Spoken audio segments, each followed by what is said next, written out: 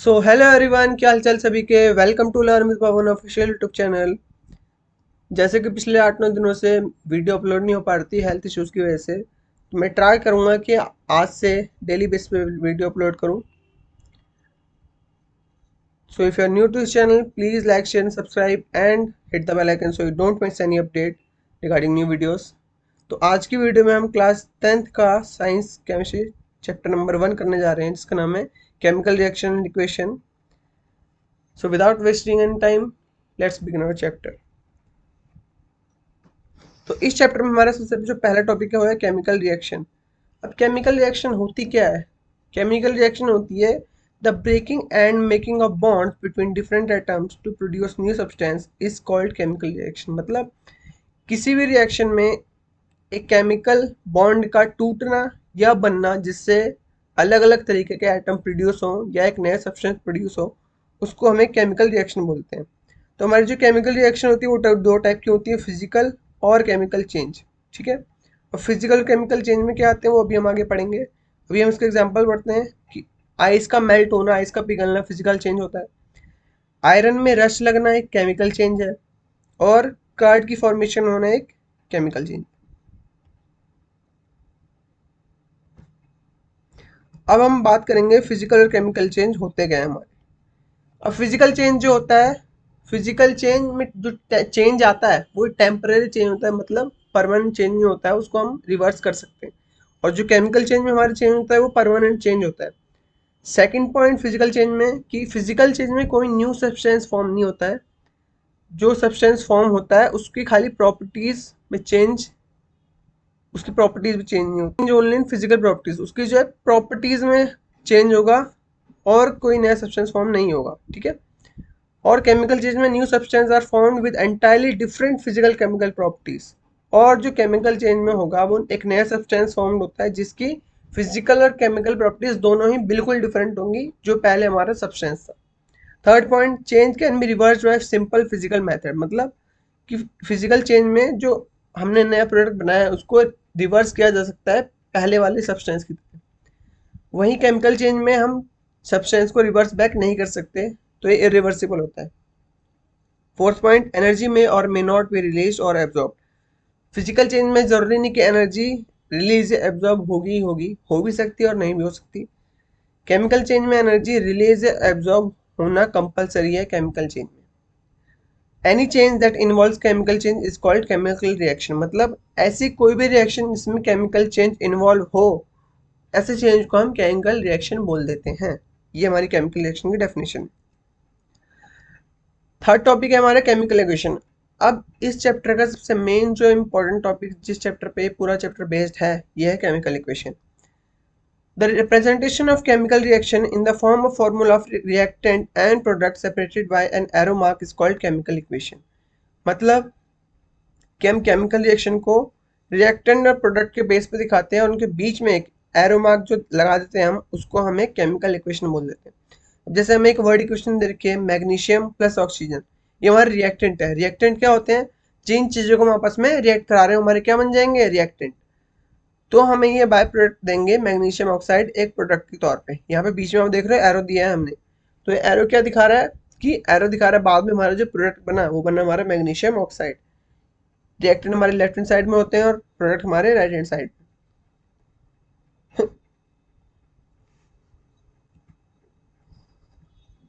Next हमें दे रखी है बैलेंस्ड इक्वेशन।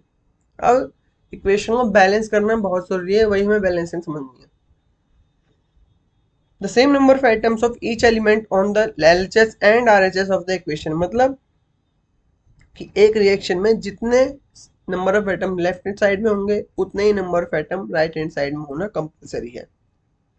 जिसका एग्जांपल दे रखा है, Mg plus O2 gives MgO।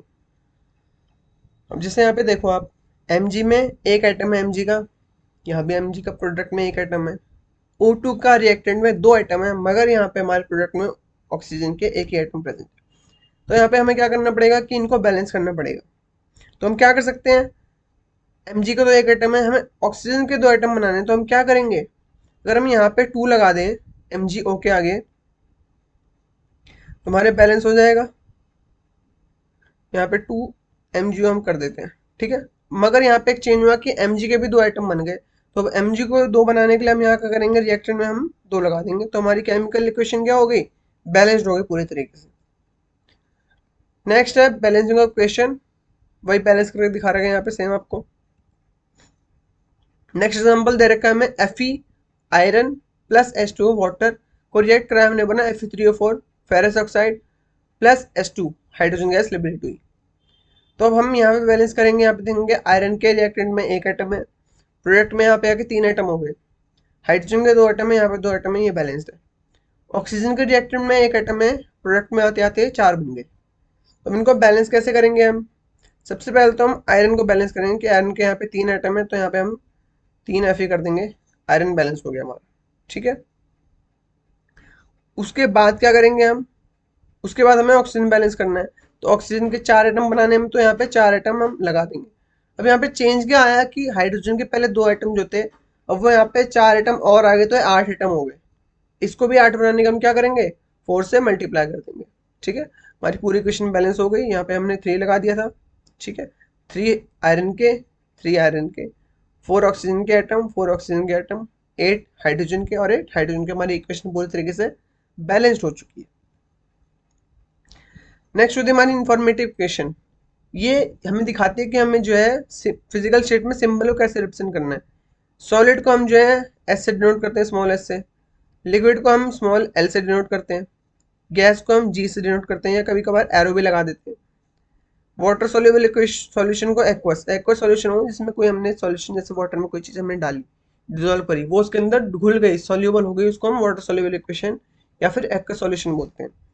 Precipitate जो होता है हमारा, प्रेसिपिटेट को हम डाउनवर्ड एरो शो करते हैं। Reaction condition such as temperature, pressure, catalyst, इनको हम कैसे डिनोट करते हैं, या तो अबव या फिर बिलो एरो से इंडिकेट कर सकते हैं हम इस चीज को, ठीक है। हीट को हम ट्रायंगल से डिनोट करते हैं। एग्जांपल दे रखे इन्फॉर्मेटिव इक्वेशन के, 3Fe प्लस 4H2O। अब यहाँ पे आयरन जो हमारा सॉलिड स्टेट में तो है, एस से डिनोट कर रखा है। H2O वाटर हमारे लिक्विड स्टेट में होता है, तो उसको स्मॉल एल से डिनोट कर रखा है। Fe3O4 को भी स्मॉल एस से, क्योंकि सॉलिड बना हमारा प्रोडक्ट बन के, और H2 हमारी गैस है, तो गैस को मैंने बताया कि अपवर्ड एरो से डिनोट करते हैं। इस बात का आप ध्यान रखिएगा कि एस को, सॉलिड को, लिक्विड को या एक्वस को कभी भी कैपिटल में मत लिख के आइएगा, हमेशा ये स्मॉल में रहते हैं। नेक्स्ट एग्जांपल है सीओ। सीओ हमारी कार्बन मोनोऑक्साइड गैस होती है, तो इसको हमने जी से डिनोट करा। H2 भी हमारी गैस है, तो इसको हमने जी से डिनोट करा। अब ये 340 ATM क्या है, ये है कि हमने 340 एटमॉस्फेरिक प्रेशर पे इसको जो है हीट करा, तो हमारा प्रोडक्ट बना CS3OH। क्या बना ये, CS3OH, ये हमारा लिक्विड है एक। नेक्स्ट हमारा 6CO2 aqueous, carbon dioxide aqueous form में है, डिजोल्व कर रखा है इसको। नेक्स्ट है 14H2O लिक्विड फॉर्म में, हमने इसको सनलाइट और क्लोरोफिल की प्रेजेंस में हीट करा, हमारा बना C6H12O6 एक्वस फॉर्म में, 6O2 एक्वस फॉर्म में, प्लस 6H2O लिक्विड फॉर्म में, ठीक है। तो आप ये ध्यान रखिए कि कभी भी आप कोई इक्वेशन लिखेंगे, रिएक्शन लिखेंगे, तो उसमें ये इंफॉर्मेटिव सिंबल लगाने जरूरी है। अब हम देखेंगे रिएक्शन होती कितने टाइप की है। जो हमारी पहली रिएक्शन है वो है कॉम्बिनेशन रिएक्शन। नेक्स्ट है हमारी डिकम्पोजिशन रिएक्शन। थर्ड है हमारी डिस्प्लेसमेंट रिएक्शन जो हमें पढ़नी है। नेक्स्ट है double displacement, oxidation reaction, reduction reaction, दोनों का मिक्सचर जो होती है redox reaction, precipitation reaction, exothermic reaction, and last है हमारी एंडोथर्मिक रिएक्शन। अब सबसे पहले हम पढ़ेंगे कॉम्बिनेशन रिएक्शन होती क्या है। A reaction in which two or more reactants combine to form a single product is called a chemical combination reaction। मतलब ऐसे रिएक्शन जिसमें दो या दो से ज्यादा हमारे रिएक्टेंट कंबाइन होके एक सिंगल प्रोडक्ट बनाए, उसको हम बोलते हैं कॉम्बिनेशन रिएक्शन। नाम से हम समझ रहे हो, कॉम्बिनेशन मतलब कंबाइन हो रही होगी, तो दो या दो से ज्यादा रिएक्टेंट क्या हो होंगे, आपस में कंबाइन हो रहे होंगे और एक सिंगल प्रोडक्ट बना रहे होंगे। इसका एग्जाम्पल पहला है बर्निंग ऑफ कोल, कोल का बर्न होना, जैसे कार्बन सॉलिड फॉर्म में, ऑक्सीजन O2 गैस फॉर्म में, जब कंबाइन होंगे तो कार्बन डाइऑक्साइड गैस बनेगी, ठीक है। सेकंड एग्जांपल है formation of water from H2 and O2। Next example है formation of slaked lime. Slaked lime की फॉर्मेशन कैसे होती है, हिंदी में बोलते हैं चूना पत्थर। कैल्शियम ऑक्साइड सॉलिड स्टेट में, जिसको हम क्विक लाइम भी बोल देते हैं। H2O लिक्विड फॉर्म में वाटर। तो कंबाइन होगा तुम्हारा बनता है कैल्शियम हाइड्रोक्साइड, जिसको दूसरा नाम हमारा स्लेट लाइम हो जाता है। एक होता है बुझा हुआ चूना, एक होता है चूना। ठीक है, तो इसमें कंफ्यूज नहीं होना है। नेक्स्ट हमारा topic decomposition reaction. A reaction in which a single reactant breaks down to form two और more product is known as decomposition reaction. Combination में हमने क्या पढ़ा कि दो या दो से ज्यादा रिएक्टेंट कंबाइन होकर एक प्रोडक्ट बनाते हैं। डिकम्पोजिशन में क्या हो रहा है, एक जो हमारा प्रोडक्ट है वो टूट के दो से या दो से ज्यादा प्रोडक्ट बना रहा है हमारे। तो आप यहाँ पे देख रहे होगे कि हमारा जो डिस्प्लेसमेंट डिकम्पोजिशन रिएक्शन है वो कॉम्बिनेशन का जस्ट अपोजिट कर रहा है काम। जो कॉम्बिनेशन में होता है उसका अपोजिट कहाँ हो रहा है, रिवर्स कहाँ हो रहा है, डिकम्पोजिशन में। तो पेपर में आपके क्वेश्चन आ सकता है, बहुत बार आया भी हुआ है, ये एनसीईआरटी में आपका क्वेश्चन दिया है कि why decomposition reaction is called opposite of combination reaction. ठीक है, तो इसमें आंसर आप क्या लिखोगे कि क्योंकि इसमें डिकम्पोजिशन में एक सिंगल रिएक्टेंट ब्रेकडाउन होता है दो या दो से ज्यादा प्रोडक्ट में, वहीं कॉम्बिनेशन में दो या दो से ज्यादा रिएक्टेंट कंबाइन होते हैं एक प्रोडक्ट में, तो इसलिए एक दूसरे क्या होते हैं, अपोजिट होते हैं। Next point, three types of decomposition. अब डिकम्पोजिशन रिएक्शन हमारी तीन टाइप की होती है, thermal decomposition, electrolytic decomposition and photolytic decomposition. के करके सबको पढ़ते हैं। पहले पढ़ते हैं थर्मल डिकम्पोजिशन को। थर्मल डिकम्पोजिशन रिएक्शन वो होती हैं जो हीट के प्रेजेंस में होती हैं, वो रिएक्शन, इनको हम बोलते हैं थर्मल। थर्मल का मतलब ही होता है हीट, तो प्रेजेंस ऑफ हीट, हीट की प्रेजेंस में जो रिएक्शन हो हमारी कौन सी रिएक्शन होंगी, थर्मल डिकम्पोजिशन रिएक्शन। ठीक है, इसका एग्जांपल देखते हैं कुछ। 2FeSO4 फेरस सल्फेट को हीट करेंगे, हमारा बनेगा Fe2O3 फेरिक ऑक्साइड, साथ में सल्फर डाइऑक्साइड गैस लिबरेट होगी और सल्फर ट्राइऑक्साइड गैस रिलीज होगी SO3। ठीक है, ये जो रिएक्शन मैं बता रहा हूँ आपको, सारी रिएक्शन आपको याद होनी चाहिए। हर रिएक्शन की कम से कम दो दो एग्जांपल तो आपको याद होने ही चाहिए। नेक्स्ट हमारी लाइमस्टोन की रिएक्शन, कैल्शियम कार्बोनेट जिसको हम बोलते हैं, इसको हीट करेंगे तो हमारे कैल्शियम ऑक्साइड क्विक लाइम जो अभी हम पहले देखा, और कार्बन डाइऑक्साइड बनेगा हमारा। ठीक है, नेक्स्ट हमारी PbNO3 whole twice which is known as lead nitrate, इसको हीट करेंगे तो हमारा लेड ऑक्साइड बनेगा, नाइट्रोजन डाइऑक्साइड बनेगा और ऑक्सीजन गैस बनेगी। ठीक है, थर्मल पढ़ लिया हमने। नेक्स्ट हम पढ़ेंगे फोटोलिटिक डिकम्पोजिशन रिएक्शन क्या होती है। तो वो रिएक्शन जो लाइट के प्रेजेंस में होती है। ठीक है, थर्मल में क्या पढ़ा हमने, वो रिएक्शन जो हीट की प्रेजेंस में हो। फोटोलिटिक क्या होगी, जो हमारी लाइट की प्रेजेंस में होती है। ठीक है, तो इसका जो पहला एग्जांपल है हमारा 2AgCl, सिल्वर क्लोराइड हमारा हीट होगा सनलाइट के प्रेजेंस में, तो हमारा सिल्वर अलग बनेगा और क्लोरीन अलग बन जाएगा। ठीक है ना। नेक्स्ट हमारा AgBr, उसको हीट करेंगे सनलाइट के प्रेजेंस में तो हमारा सिल्वर और ब्रोमीन सेपरेट आउट हो जाता है। नेक्स्ट हम पढ़ेंगे इलेक्ट्रोलाइटिक डिकम्पोजिशन रिएक्शन। थर्मल पढ़ लिया हमने, फोटोलिटिक पढ़ लिया, अब हम पढ़ने वाले इलेक्ट्रोलाइटिक डिकम्पोजिशन रिएक्शन। थर्मल में रिएक्शन हीट की प्रेजेंस में होती है, फोटोलिटिक में लाइट की प्रेजेंस से होती है, और इलेक्ट्रोलाइटिक में हमारी इलेक्ट्रिसिटी की प्रेजेंस से होती है। तो अब अगर हम वाटर को इलेक्ट्रोलिसिस करेंगे, वाटर का इलेक्ट्रिसिटी के प्रेजेंस में, तो हमारा हाइड्रोजन अलग हो जाएगा और ऑक्सीजन हमारा अलग हो जाएगा, सेपरेट आउट हो जाएगा। ठीक है, सारी रिएक्शन, दो दो रिएक्शन आपको हर एग्जांपल की याद होनी चाहिए। नेक्स्ट टॉपिक है हमारा डिस्प्लेसमेंट रिएक्शन। कॉम्बिनेशन खत्म हमारी, डिकम्पोजिशन खत्म, नेक्स्ट हमारी क्या आई अब, डिस्प्लेसमेंट। अब ये होती क्या है, when a more reactive element displaces less reactive element from its compound it is called displacement reaction। मतलब एक हाईली रिएक्टिव जो हमारा एलिमेंट है वो डिस्प्लेस कर देगा, उसको हटा देगा अपनी जगह से और खुद उसकी जगह पे आ जाएगा लेस रिएक्टिव एलिमेंट की जगह पे। ऐसी रिएक्शन हमारी क्या कहलाती है, डिस्प्लेसमेंट रिएक्शन। एग्जांपल समझते हैं, जैसे Fe प्लस USO4। ठीक है, रिएक्ट होकर हमारा बना FeSO4 प्लस कॉपर। अब मैंने आपको पिछली वीडियोस में रिएक्टिविटी सीरीज याद करवाई थी, तो मैंने उसमें, अगर आपको याद होगी तो आपको पता होगा कि हमारा जो आयरन है वो कॉपर से ज़्यादा रिएक्टिव जो है एलिमेंट होता है। तो इस रिएक्शन में क्या कर रहा है, आयरन कॉपर को डिस्प्लेस कर दे रहा है, कॉपर की जगह पे खुद आ जा रहा है और कॉपर को उस जगह से हटा दे रहा है, डिस्प्लेस कर दे रहा है। ठीक है, यहाँ से यहाँ भेज दिया इसको। तो हमारी कैसी रिएक्शन होगी? Displacement reaction.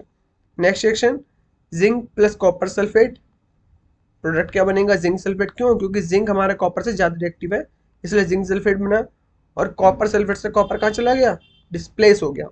नेक्स्ट है हमारा लेड और कॉपर क्लोराइड। लेड ने डिस्प्लेस कर दिया कॉपर को और बना दिया लेड क्लोराइड, और कॉपर हमारा वहां से क्या हो गया? डिस्प्लेस हो गया। समझ आया होगा इतना? आगे बढ़ते हैं। नेक्स्ट हम बात करेंगे डबल डिस्प्लेसमेंट रिएक्शन की। तो ये होती है ऐसी रिएक्शन जिसमें दो अलग अलग आयन या ग्रुप ऑफ एटम प्रेजेंट होते हैं रिएक्टेंट में। डिस्प्लेसमेंट में हमने क्या देखा कि एक ही जो है आयन या एटम जो है डिस्प्लेस कर रहा था दूसरे को, मगर यहाँ पे दो या दो से ज्यादा जो है एक दूसरे को डिस्प्लेस करते हैं, हमारी कहलाएगी डबल डिस्प्लेसमेंट। डबल का मतलब दो प्रेजेंट होंगे। एग्जाम्पल देखते हैं इसका।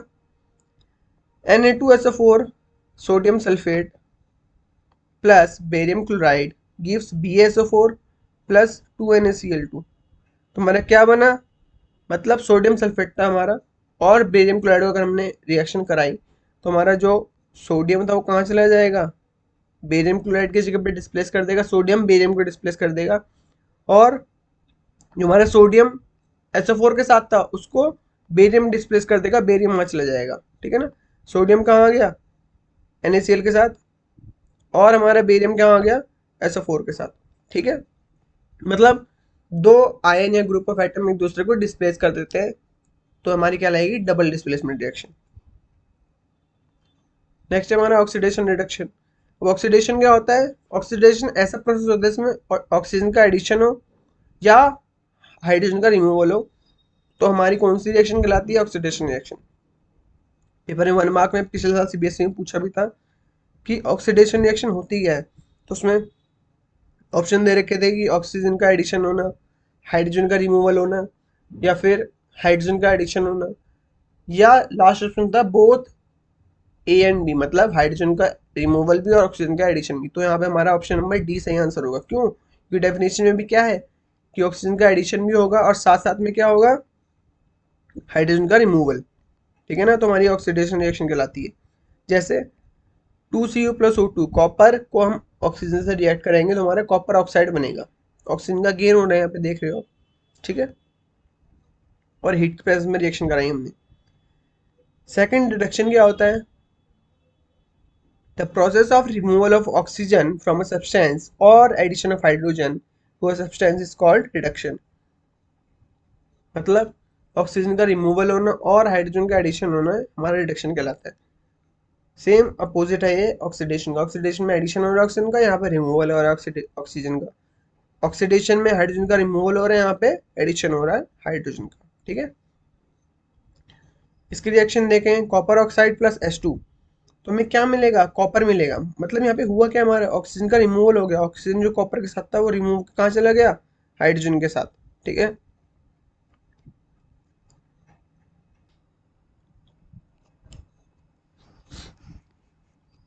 अब नेक्स्ट टॉपिक हमारा है redox reaction.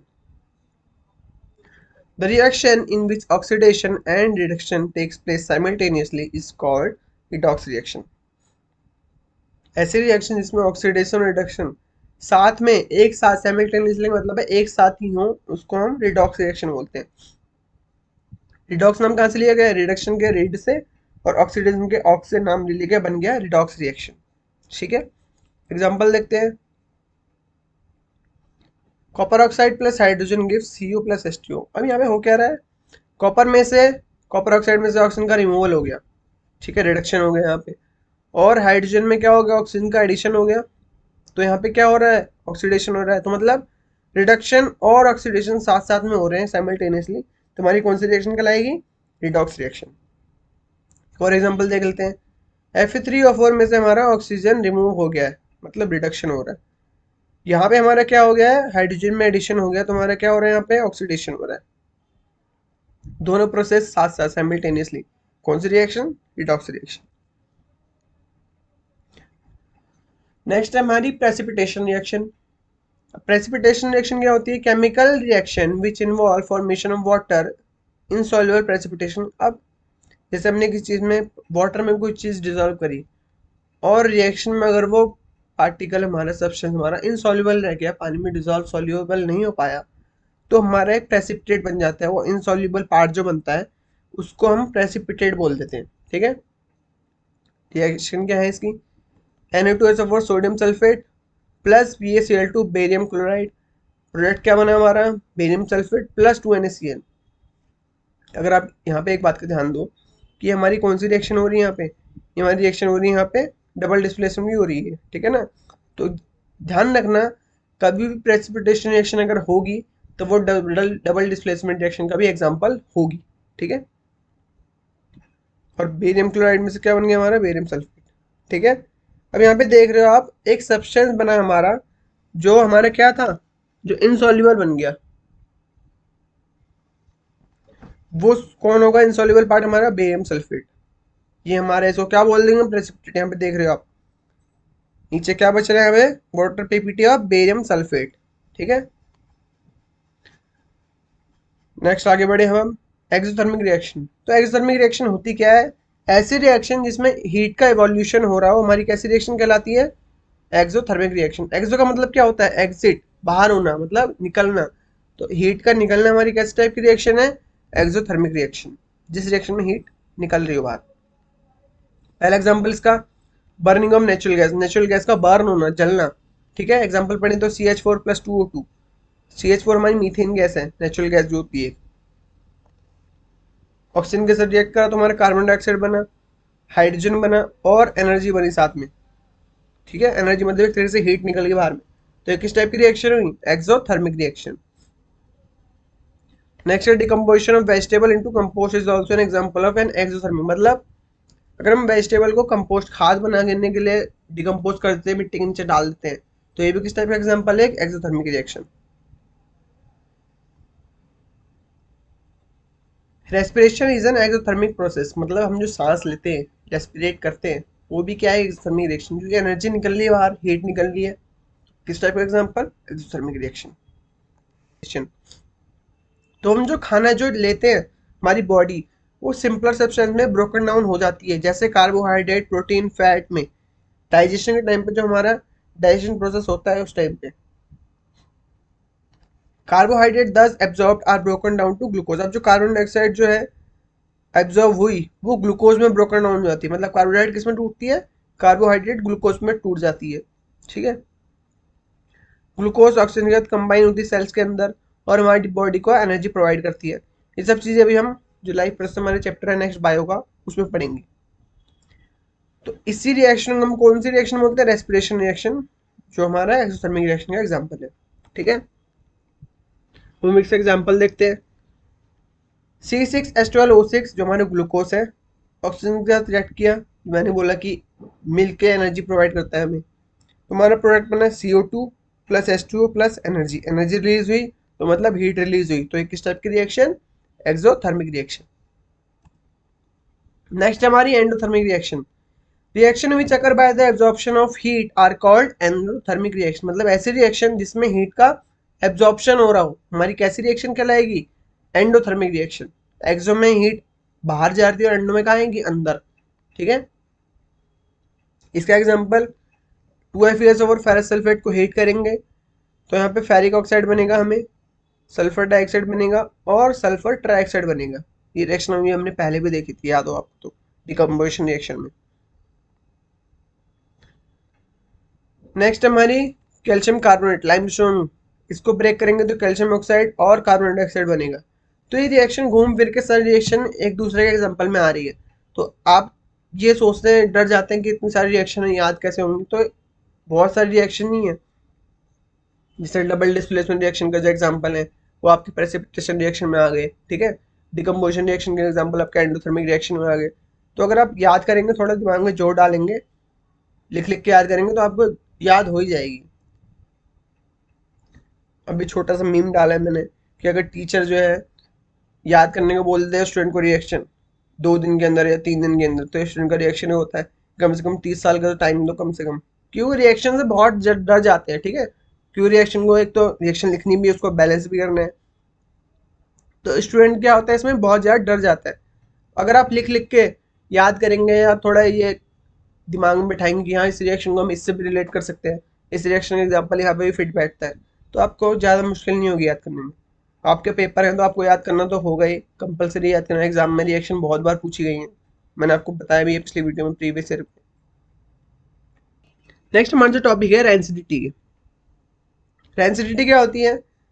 The process of slow oxidation of oil and fat present in the food materials resulting in change of smell and taste in them is called rancidity. मतलब हमारे जो food item present होते हैं जिसके अंदर oil और fat present हो, उनको धीरे धीरे ऑक्सीडेशन होना और उनकी स्मेल और टेस्ट में चेंज आ जाना, उसको हम रेंसिडिटी बोलते हैं। जैसे अगर आप सेब को कुछ टाइम काट के खुला रख दो तो आप देखते हो उसके ऊपर ब्राउन ब्राउन लेयर बन जाती है। वो क्या बन जाती है? वो ऑक्सीडेशन की वजह से होती है। हमारा एप्पल जो है ऑक्सीजन के कांटेक्ट में आके ऑक्सीडेशन लेयर बना देगा ऊपर। अगर आप उसको कुछ टाइम बाद खाओ तो टेस्ट अलग हो जाता है, उसका स्मेल अलग हो जाएगी। सेम ऐसी कोई भी पैक्ड आइटम जो होते हैं हमारे, अगर आप उसको खोल के कुछ टाइम के लिए बाहर रख दो 2-3 दिन के लिए, तो आप क्या देखोगे? उसको जो है टेस्ट अलग से हो जाएगा, सॉफ्ट हो जाएंगे, सिल से जाएंगे वो, ठीक है ना। ऑक्सीडेशन हो जाता है उनका, इस वजह से चेंज आता है। पेपर में बहुत बार पूछा जाता है कि रेंसिडिटी को हम कैसे प्रिवेंट कर सकते हैं। पहला तो है by keeping food material in air tight container. किसी भी एयर टाइट कंटेनर में उनको बंद करके रख दो, तो उससे ऑक्सीजन के कांटेक्ट में आएंगे नहीं, तो उनका ऑक्सीडेशन होगा नहीं, तो वो रेंसिड होंगे नहीं, ठीक है। Next refrigeration of cook food. मतलब कम टेम्परेचर पे उनको फ्रिज के अंदर, हम खाना बनाते हैं, खाने को फ्रिज के अंदर क्यों रख देते हैं? ताकि वो खराब ना हो, बहुत लंबे टाइम तक चल सके, ठीक है। इसलिए रेफ्रिजरेशन भी दूसरा मेथड हो सकता है। तीसरा है जितने भी फूड आइटम होंगे जैसे पोटैटो चिप्स हो गए, उनको नाइट्रोजन गैस से फिल्ड जो है पैकेट में फिल करना।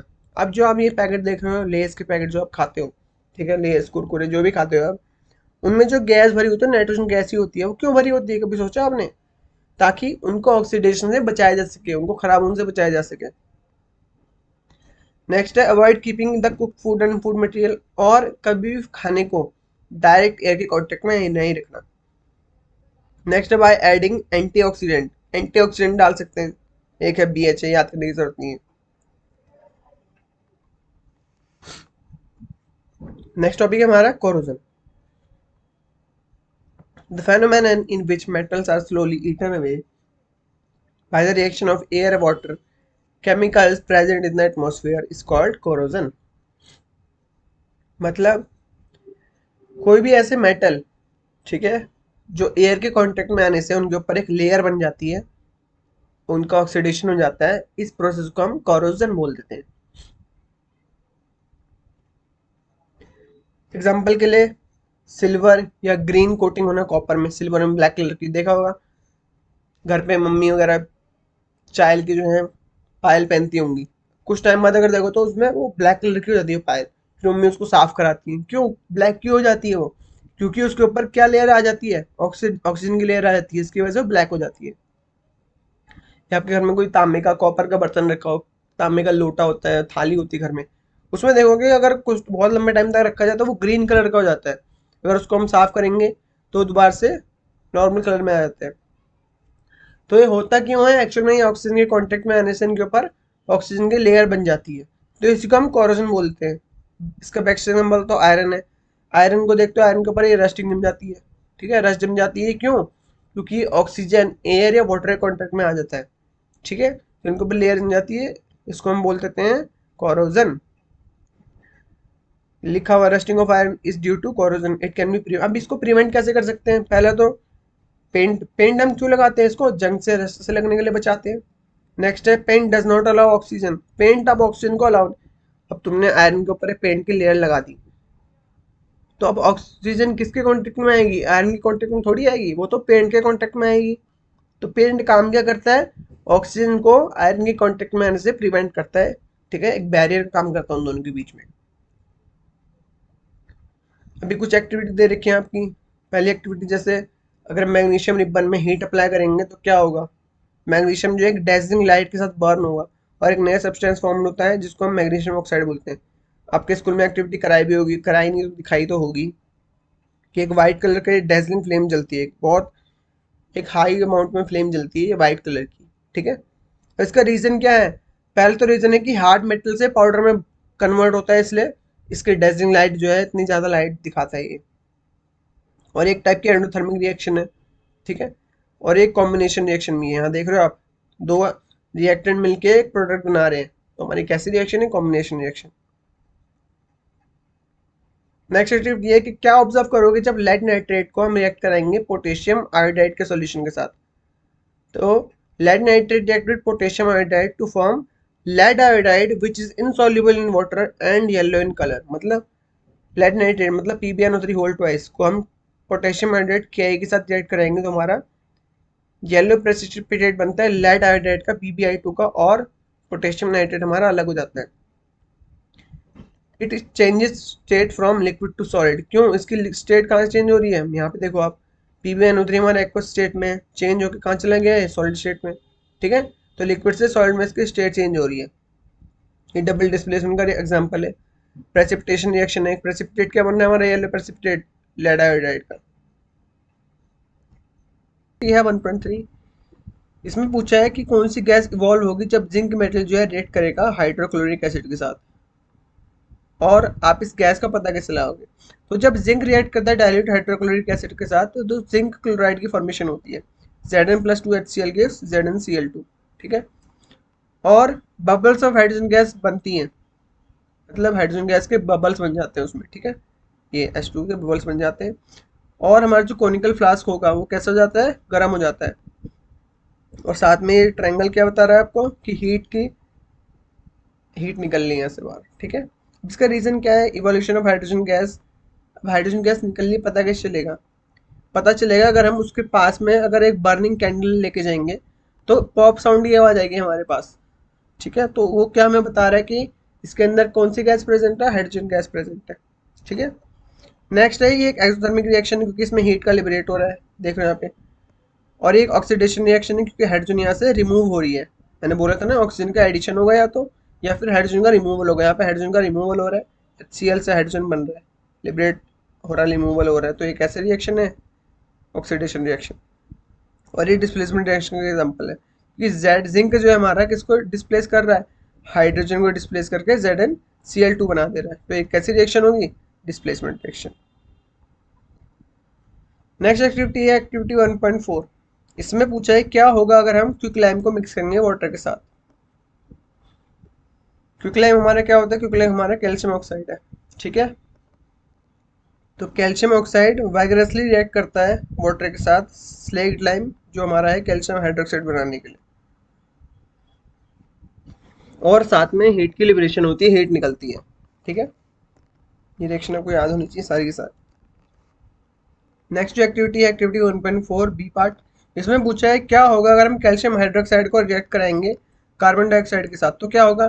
तो कैल्शियम हाइड्रोक्साइड जो अगर हम रिएक्ट कराएंगे कार्बन डाइऑक्साइड के साथ तो हमारे कैल्शियम कार्बोनेट की फॉर्मेशन होती है CaCO3 की along with the formation of water. समझ आया इतना, CaOH whole twice plus CO2 की CaCO3 प्लस H2O। इसका रीजन क्या है, this is a common reaction that occurs during white wash. अब व्हाइट वॉश क्या होता है, जो हम घर में पेंट करते हैं व्हाइट वॉश कराते हैं, ये व्हाइट वॉश वही होता है जो हमारा कैल्शियम कार्बोनेट है ना, जो हम एक तरह से जो प्लास्टर कराते हैं, ठीक है, चूना लगाते हैं दीवारों पे, वो कैल्शियम कार्बोनेट होता है। Lime water which is calcium hydroxide react with carbon dioxide in atmosphere to form thick coat of calcium carbonate, जो मोटी एक कोटिंग बन जाती है वो कैल्शियम कार्बोनेट होता है हमारा। नेक्स्ट है एक्टिविटी 1.5। व्हाट हैपन, क्या होगा अगर फेरस सल्फेट क्रिस्टल को हम हीट करेंगे ड्राई बॉइलिंग ट्यूब में बर्नर के ऊपर, तो हमारा जो ग्रीन कलर का फेरस सल्फेट होगा वो चेंज हो जाएगा ब्राउनिश ब्लैक फेरिक ऑक्साइड में, ठीक है। पहले हमारे जो फेरस सल्फेट क्रिस्टल होते हैं वो ग्रीन कलर के होते हैं, अगर हम उसको हीट करेंगे तो ये कन्वर्ट हो जाते हैं हमारे किस में, फेरिक ऑक्साइड के ब्राउनिश ब्लैक कलर के कंपोनेंट में, और फॉर्मेशन होती है सल्फर डाइऑक्साइड गैस की, और सल्फर ट्राइऑक्साइड गैस निकल जाती है उसमें से। अब इसका रीजन समझते हैं। स्मेल आती है इसमें से, क्यों, क्योंकि सल्फर डाइऑक्साइड गैस बर्न हो रही है, इसकी वजह से इसमें से एक स्मेल आती है। और एक थर्मल डिकम्पोजिशन रिएक्शन है। थर्मल डिकम्पोजिशन रिएक्शन क्या होती है, जिसमें जो हीट की प्रेजेंस में होती है, यहाँ पे देख रहे हो आप, यहाँ पे लिखा भी है कि ये किसकी प्रेजेंस में हो रही है, हीट की प्रेजेंस में। और ये एक एंडोथर्मिक रिएक्शन है, क्यों, क्योंकि इसमें हीट के एब्जॉर्प्शन हो रहा है, ठीक है। Next activity activity 1.6। क्या होगा अगर लेड नाइट्रेट को हम हीट करेंगे बॉइलिंग ट्यूब में बर्नर के ऊपर। तो एक पहली बात तो इसमें से पंजेंट स्मेल आएगी, ठीक है, पंजेंट मतलब बहुत गंदी स्मेल आएगी। ब्राउन फ्यूम्स निकलेंगी इसके अंदर से, मतलब ब्राउन कलर का धुआं सा निकलेगा। क्यों? क्योंकि नाइट्रोजन डाइऑक्साइड गैस जो है वो लिबरेट हो रही है और ब्राउनिश रेसिड्यू छोड़ रही है, मतलब नीचे ब्राउनिश पार्ट छोड़ रही है लेड ऑक्साइड का, जो नीचे बच जा रहा है। तो जो हमारा lead nitrate PbNO3 whole twice salt form में हीट करा, लेड ऑक्साइड बना, ब्राउनिश जो हमारा नीचे पार्ट बच गया रेसिड्यू, नाइट्रोजन डाइऑक्साइड गैस की फॉर्मेशन हुई और ऑक्सीजन गैस की फॉर्मेशन, ठीक है। और ध्यान रखना है कि लेड नाइट्रेट को हीट करने के टाइम पे पंजर स्मेल आएगी और ब्राउन फ्यूम्स निकलती हैं। पंजर स्मेल और ब्राउन फ्यूम्स क्यों होती है? क्योंकि उसके अंदर क्या लिबरेट होती है? नाइट्रोजन डाइऑक्साइड गैस, ठीक है। ये भी एक किसका एग्जांपल है? थर्मल डिकम्पोजिशन रिएक्शन का, हीट की प्रेजेंस में, क्योंकि और एक किसका एग्जांपल है? एंडोथर्मिक रिएक्शन का, हीट एब्सॉर्ब हो रही है। नेक्स्ट है activity 1.9, why does the colour of copper sulphate solution changes when an iron nail, मतलब अगर हम एक कॉपर सल्फेट के सॉल्यूशन में आयरन की नेल को, कील को डिप करेंगे तो उसका कलर में क्यों चेंज आता है? इसका सिंपल सा रीजन है, रिएक्टिविटी सीरीज टेबल आपको पता होगी तो, क्योंकि आयरन जो है ज्यादा रिएक्टिव है कॉपर से, तो वो डिस्प्लेस कर देता है कॉपर सल्फेट में से कॉपर को और फॉर्मेशन करता है आयरन सल्फेट की, जो एक ग्रीनिश कलर का कंपाउंड होता है, ठीक है। तो आयरन कॉपर सल्फेट के साथ रिएक्ट करेगा तो हमारा आयरन डिस्प्लेस कर देगा, बनाएगा क्या? FeSO4, और कॉपर को वहां से डिस्प्लेस करके कॉपर निकाल देगा अलग से। हमारा जो ये है ग्रीन कलर का होता है फेरस सल्फेट। रीजन क्या है? कलर चेंज होते हैं हमारे ब्लू से ग्रीन, क्यों? फॉर्मेशन होते हैं आयरन सल्फेट की, और एक डिस्प्लेसमेंट रिएक्शन है। पेपर में बहुत बार पूछा जाता है कि अगर ये रिएक्शन होगी, जैसे कॉपर सल्फेट सॉल्यूशन को अगर हमने आयरन से रिएक्ट कराया तो कलर में क्या चेंज आएगा? तो आपको कलर का भी ध्यान होना चाहिए कि कॉपर सल्फेट जो हमारा होता है ब्लू कलर का सॉल्यूशन है, आयरन के साथ रिएक्ट करके वो ग्रीनिश कलर का बन जाता है। क्यों? क्योंकि उसमें आयरन डिस्प्लेस कर देता है कॉपर को। एक्टिविटी 1.10 में पूछ रखा है कि एक्वा सॉल्यूशन सोडियम क्लोराइड का है, सोडियम सल्फेट और कैल्शियम क्लोराइड को, इनको तीनों सेपरेट टेस्ट ट्यूब में ले रखा है हमने, ठीक है। यूजिंग एक्वस बेरियम क्लोराइड, अब आपको एक हाथ में पकड़ा दिया है बेरियम क्लोराइड का एक्वा सॉल्यूशन और बोल दिया आपको पता लगाना है कि इसमें से सोडियम सल्फेट कौन सा होगा। तो अब पता कैसे लगाएंगे तीनों टेस्ट ट्यूब में से? तो इसका आंसर होगा कि जब भी सोडियम सल्फेट रिएक्ट करेगा बेरियम क्लोराइड के साथ, एक व्हाइट प्रेसिपिटेट की फॉर्मेशन होती है। व्हाइट प्रेसिपिटेट हमारा कौन सा होता है? Barium sulphate. तो अब हम धीरे धीरे करके एक करके टेस्ट ट्यूब में डालेंगे हम बेरियम क्लोराइड के सॉल्यूशन को। जिस भी टेस्ट ट्यूब में हमारा व्हाइट प्रेसिपिटेट बनेगा बेरियम, वो हमारा कौन सा होगा? Barium sulphate. और वो कौन सा सॉल्यूशन होगा हमारा? सोडियम सल्फेट का, ठीक है। सिंपल सी रिएक्शन है। Na2SO4 plus BaCl2 gives BaSO4 plus 2NaCl। ये आपको मैंने ये रिएक्शन प्रेसिपिटेशन रिएक्शन में भी लिखा रखी है, ठीक है। इसका रीजन है sodium chloride and calcium chloride do not react with, क्यों? जो हमारा सोडियम क्लोराइड है और कैल्शियम क्लोराइड, ठीक है, ये हमारे रिएक्ट नहीं करते हैं बेरियम क्लोराइड के साथ, इसलिए सॉल्यूशन ही कैसा रहेगा? क्लियर, साफ रहेगा, कोई रिएक्शन नहीं होगी इसके अंदर।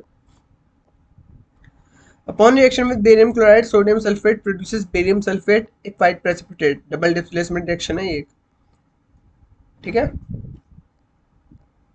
नेक्स्ट एक्टिविटी दे रखी है 1.11, why does copper acquire a green coating when exposed to air for a long time. जो हमने कोरोजन में पढ़ा था कि कॉपर का कलर ग्रीन हो जाता है अगर वो एयर के कांटेक्ट में आ जाए। क्यों होता है वो? ग्रीन कोटिंग बनती है कोरोजन की वजह से, सेम वही रीजन जो अभी हमने पढ़ा। Green coating is a mixture of copper carbonate and copper hydroxide. Copper react कर रहा है, ठीक है, ऑक्सीजन से, कार्बन डाइऑक्साइड से और वाटर से, तो इसमें फॉर्मेशन होगी कॉपर हाइड्रोक्साइड की along with the formation of copper carbonate, ठीक है। रिएक्शन याद होनी चाहिए आपको। इसका रीजन क्या है? कॉपर ऑन एक्सपोजर, मतलब जो एक्सपोज होता है एयर कॉन्टेक्ट में आता है तो रिएक्ट करता है वो गैसेस के साथ, और जो मॉइस्चर, नमी, पानी प्रेजेंट है एयर में उसके साथ कॉपर हाइड्रोक्साइड बनाने के लिए और कॉपर कार्बोनेट बनाने के लिए, ठीक है। यहाँ तक आपको समझ आया होगा। नेक्स्ट है एक्टिविटी 1.11 बी। इसमें पूछा है क्यों कॉपर पाउडर जो है ब्लैक हो जाता है जब हम कॉपर पाउडर को हीट करेंगे, ठीक है। तो इसका आंसर होगा the surface of copper powder on heating becomes black as it react with oxygen to produce copper oxide. अब हम कॉपर पाउडर को हीट करेंगे तो ऑब्वियसली बात है कि ऑक्सीजन के कांटेक्ट में आएगा तो ऑक्सीजन से वो रिएक्ट करेगा ही, तो उसकी वजह से हमारे कॉपर ऑक्साइड की फॉर्मेशन होती है, जिसकी वजह से वो हमारे कैसे होता है कलर में? ब्लैक कलर में हो जाता है। तो 2Cu plus O2 gives 2CO जो हमारा फॉर्मेशन होती है कॉपर ऑक्साइड की। रीजन क्या है? Copper oxide is form due to combination of copper and oxygen is black in colour. ठीक है, जो हमारा कॉपर ऑक्साइड जो बनता है वो कॉम्बिनेशन से बनता है, मतलब ये कॉम्बिनेशन रिएक्शन का एग्जांपल है। कॉपर और ऑक्सीजन के कॉम्बिनेशन से जो हमारा ब्लैक होता है कलर में। एंडोथर्मिक रिएक्शन का एग्जांपल है एक ऑक्सीडेशन रिएक्शन, क्यों? क्योंकि इसके अंदर ऑक्सीजन गेन हो रहा है। तो आज का लेक्चर यहीं पे समाप्त होता है। पूरा चैप्टर हमने कंप्लीट कर लिया वन शॉट में। ठीक है, उम्मीद करता हूँ कि आपको समझ आया होगा। अब लेक्चर खत्म होने के बाद आपका रिएक्शन नहीं होगा इतनी देर का लेक्चर खत्म होने के बाद, इतनी देर से आप लेक्चर सुन रहे हो। तो आज के लेक्चर के लिए हम इतना ही रखते हैं। मिलते हैं आपसे एक नई वीडियो में। ठीक है, तब तक के लिए आप इस चैप्टर को रिवाइज कीजिए। और आज की वीडियो में वॉइस के लिए थोड़ी माफ़ी चाहता हूँ, तबीयत थोड़ा ठीक नहीं है तो बोलने में थोड़ी डिफिकल्टी हो रही है। उम्मीद करता हूँ आप कोऑपरेट करेंगे साथ में। तो अगर आपको इस चैप्टर की नोट्स PDF चाहिए तो आप हमारा व्हाट्सएप चैनल ज्वाइन कर सकते हो, टेलीग्राम चैनल ज्वाइन कर सकते हो। ठीक है, उसमें आपको हर वीडियोस के फ्री PDF फ्री नोट्स वहाँ पे प्रोवाइड होंगे। ठीक है, और प्रीवियस ईयर क्वेश्चन वहाँ पे आपको हम प्रोवाइड करेंगे। तो अगर आपको वीडियो अच्छी लगी लाइक शेयर सब्सक्राइब कीजिएगा, अपने दोस्तों के साथ शेयर कीजिएगा। आज की वीडियो के लिए यहीं मिलते हैं आपसे एक नई वीडियो के साथ, एक नए लेक्चर के साथ। तब तक के लिए स्वस्थ रहिए, मस्त रहिए, अपनी पढ़ाई पे ध्यान दीजिए। बाय बाय, गुड नाइट, जय हिंद।